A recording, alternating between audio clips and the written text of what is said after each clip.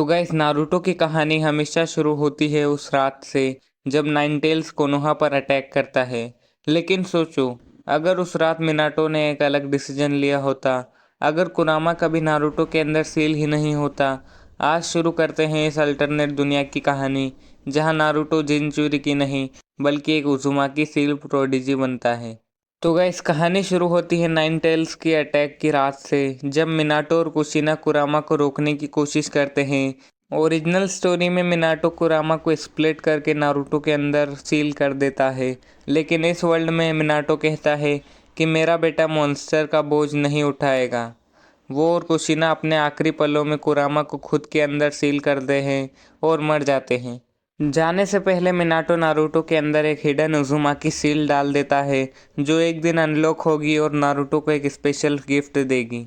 Naruto के बचपन में भी बदलाव आते हैं। नारुतो को कोई मॉन्स्टर के रूप में नहीं देखता, लेकिन फिर भी अनाथ होने की वजह से नारुतो को इग्नोर किया जाता है। सब कहते हैं उसमें कोई खास बात नहीं है। नारुतो प्रैंक करता है, होकागे बनना चाहता है, लेकिन लोग बस हंसते हैं। लेकिन फ़र्क ये है कि इस दुनिया में नारुतो के पास कुरामा की पावर नहीं है, सिर्फ अपनी विल पावर है। नारुतो एकेडमी से ग्रेजुएट होता है और ककाशी की टीम 7 में जाता है। ओरिजिनल स्टोरी में मिज़ुकी नारुतो को मैनिपुलेट करके स्क्रोल ऑफ सील्स लाने को कहता है, लेकिन इस वर्ल्ड में नारुतो के पास कुरामा नहीं है तो मिज़ुकी नारुतो को मैनिपुलेट नहीं कर पाता, जिसकी वजह से नारुतो स्क्रोल ऑफ सील्स में से मल्टीपल शैडो क्लोन जुत्सु नहीं सीख पाता है। लेकिन इस वर्ल्ड में जब ककाशी नारुतो को देखता है तो उसके उज़ुमाकी चक्रा की वजह से वो सोचता है कि Naruto multiple shadow clone jutsu master कर सकता है। और फिर ककाशी ये जानते हुए भी कि मल्टीपल शैडो क्लोन जुत्सु एक फॉरबिडन जुत्सु है, नारुतो को ये जुत्सु सिखाने के लिए तैयार हो जाता है। इस वर्ल्ड में नारुतो स्क्रोल ऑफ सील्स की वजह से नहीं, ककाशी से मल्टीपल शैडो क्लोन जुत्सु सीखता है। ककाशी से मल्टीपल शैडो क्लोन जुत्सु सीखने की वजह से नारुतो इस जुत्सु को और भी ज़्यादा एफिशिएंटली इस्तेमाल कर पाता है। जब ककाशी टीम 7 का बेल टेस्ट लेता है तो नारुतो एक सील टैग लगाकर ककाशी को 1 सेकंड के लिए इमोबलाइज कर देता है। सास्के शॉक्ड हो जाता है और कहता है कि ये लूज़र कब से सीलिंग जुत्सु यूज़ करने लगा। साकुरा भी धीरे धीरे समझती है कि नारुतो मेहनत के जरिए एक अलग रास्ता अपना रहा है। ककाशी भी सोचता है कि ये लड़का जिनचुरिकी नहीं है, फिर भी इसके अंदर कुछ खास तो है।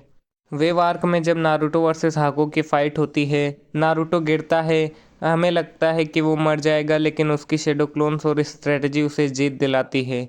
जाबुजा भी शॉक्ड हो जाता है और कहता है कि इस लड़के में डेंजरस विल पावर है। कुरामा के नारुतो के अंदर सील ना होने से पूरे शिनोबी वर्ल्ड में चेंजेस आने लगते हैं। नारुतो अब जिंजुरिकी नहीं है तो गांव का कोई हेट्रेड नहीं मिलता उसे। कोनोहा के लोग उसे सिर्फ इग्नोर करते हैं, कोई हेट नहीं करता। आकात्सुकी को भी नारुतो में कोई इंटरेस्ट नहीं होता क्योंकि वो एक जिनचुरिकी नहीं है, लेकिन ओरोचिमारू और सेलिंग रिसर्चर्स उसकी तरफ अट्रैक्ट होते हैं। चून इन एग्जाम्स, वो टेस्ट जो हर गेनिन के लिए एक टर्निंग पॉइंट होता है। लेकिन इस अल्टरनेट दुनिया में नारुतो के पास कुरामा का चक्रा नहीं है, उसके पास सिर्फ अपनी जिद और उज़ुमाकी ब्लड लाइन का असर है। जब ओरोचिमारू सास्के के लिए आता है तब नारुतो उसके सामने आता है और उज़ुमाकी सील ट्रैप्स का इस्तेमाल करता है। ओरोचिमारू यह देखकर कहता है कि नारुतो तो एक उज़ुमाकी सील प्रोडिजी है। अब ओरोचिमारू की टारगेट लिस्ट में सिर्फ सास्के ही नहीं, नारुतो भी है। नेजी की फाइट से पहले जब जिराया नारुतो को ट्रेन करता है। ओरिजिनल स्टोरी में नारुतो कुरामा चक्रा को कंट्रोल करना सीखता है और रासेंगान बनाना सीखता है, लेकिन इस वर्ल्ड में नारुतो के पास कुरामा नहीं है। जिराया नोटिस करता है कि नारुतो के अंदर नेचुरल सीलिंग पोटेंशियल है। वो उसे बेसिक सीलिंग आर्ट्स और रासेंगान प्रैक्टिस सिखाता है। नारुतो बिना कुरामा चक्रा के भी रासेंगान को धीरे धीरे मास्टर कर लेता है। नारुतो का फाइनल मैच शुरू होता है नेजी के साथ। सबके सामने अब वो मोमेंट आता है जिसको सबको इंतज़ार था, नारुतो वर्सेस नेजी। लेकिन इस अल्टरनेट टाइमलाइन में नारुतो के पास एक अलग ही वेपन है। नेजी बेकुगान एक्टिवेट करता है और जेंटल फीस्ट से नारुतो के चक्रा पॉइंट्स को ब्लॉक कर देता है। नारुतो गिरता है, थक जाता है, सांस फूल जाती है। कुरामा चक्रा होता तो रिकवरी मिलती, लेकिन इस बार कुछ नहीं। नेजी नारुतो को ताना मारते हुए कहता है कि तुम वीक हो और वीक लोग कभी किस्मत से नहीं बच सकते।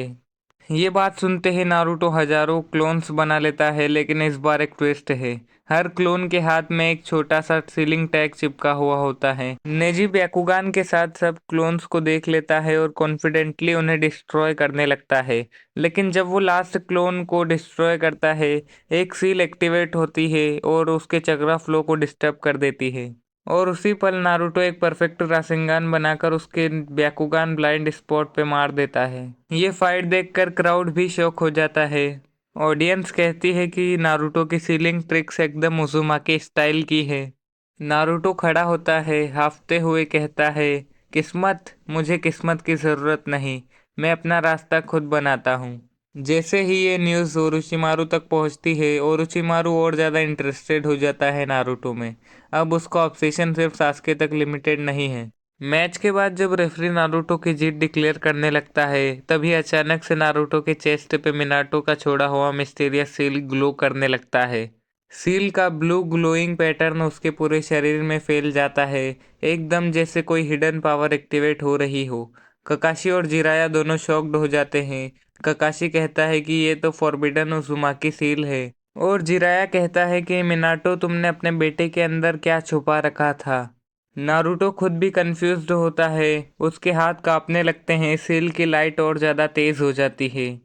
अब तक नारुतो ने प्रूव कर दिया था कि बिना कुरामा के भी वो किस्मत बदल सकता है, लेकिन अब जब सील जग चुकी है, क्या ये सील उसकी सबसे बड़ी ताकत बनेगी या उसका सबसे बड़ा खतरा। जैसे ही जिराया देखता है कि नारुतो के अंदर एक एंशिएंट उज़ुमाकी सील एक्टिवेट हो रही है, जिराया उसे एक आइसोलेटेड ट्रेनिंग ग्राउंड में ले जाता है और नारुतो एक्साइटेड होके कहता है, तो मेरे अंदर भी एक सीक्रेट पावर है, मतलब मैं भी स्पेशल हूँ।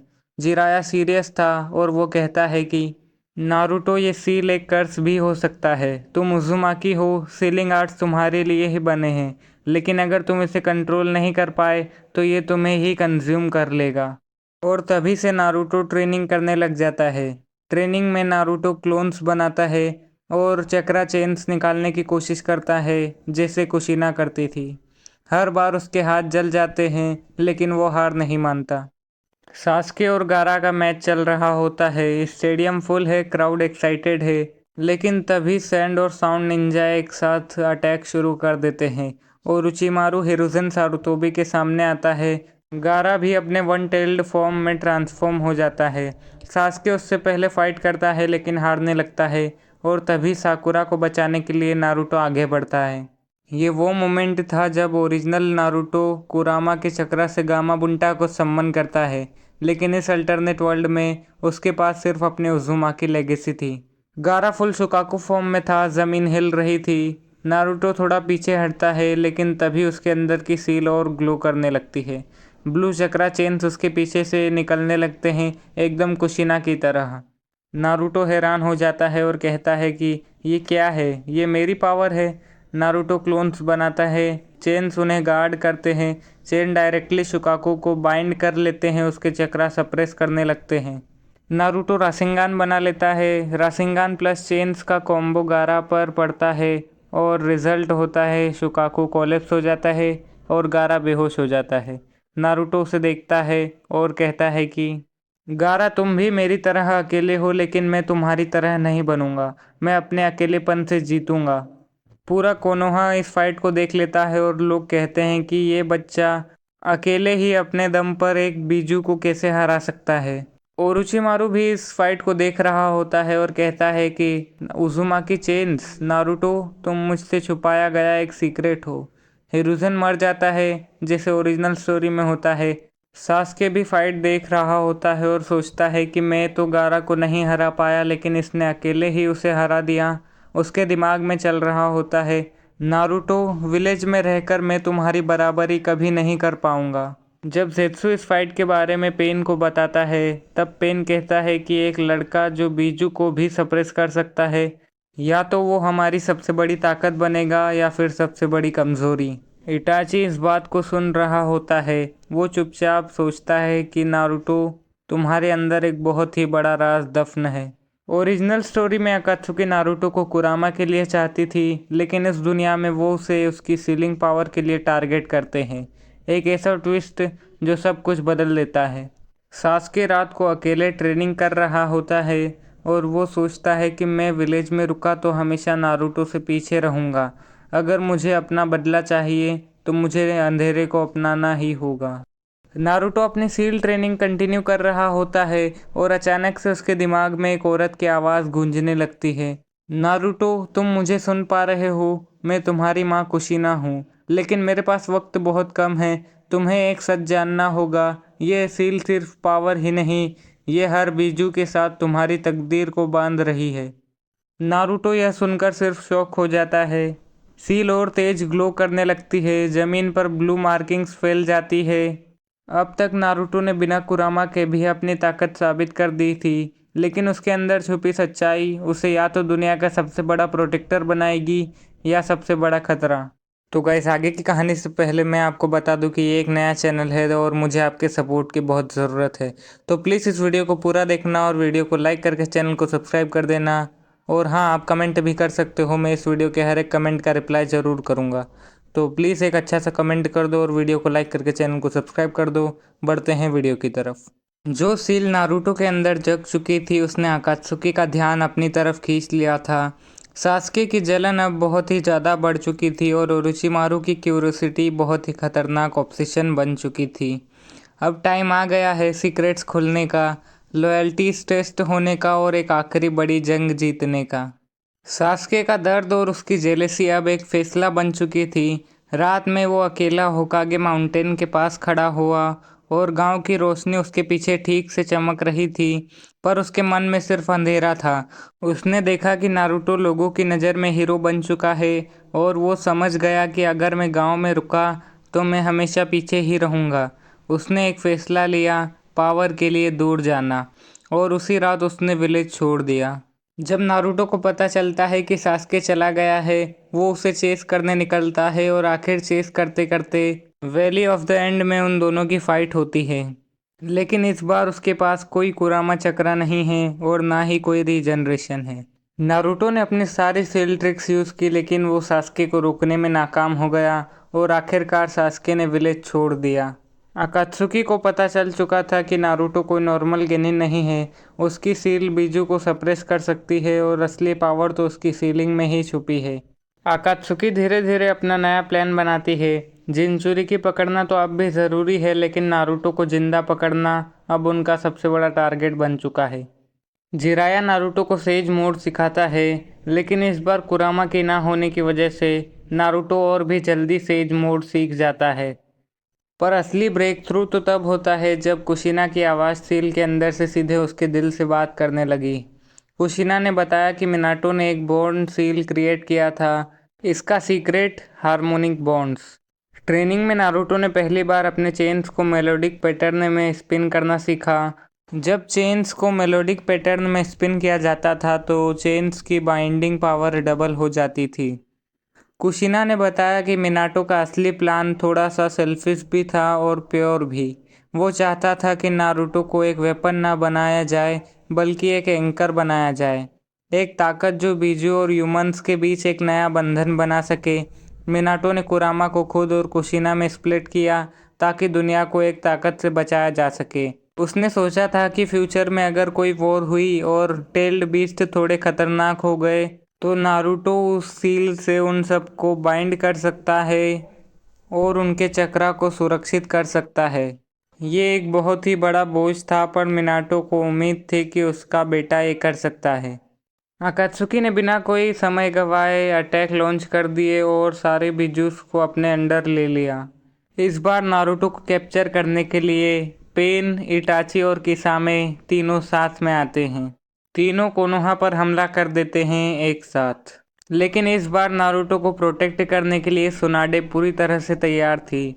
उसने सारे जोनिन्स इंक्लूडिंग माइट गाय को नारुतो की प्रोटेक्शन में लगा दिया। ये फाइट सिर्फ कोई नॉर्मल फाइट नहीं थी, ये फाइट थी चक्रा के फ्यूचर को बचाने के लिए। आकात्सुकी नारुतो को जिंदा चाहते थे और कोनोहा को किसी भी हाल में इसे रोकना था।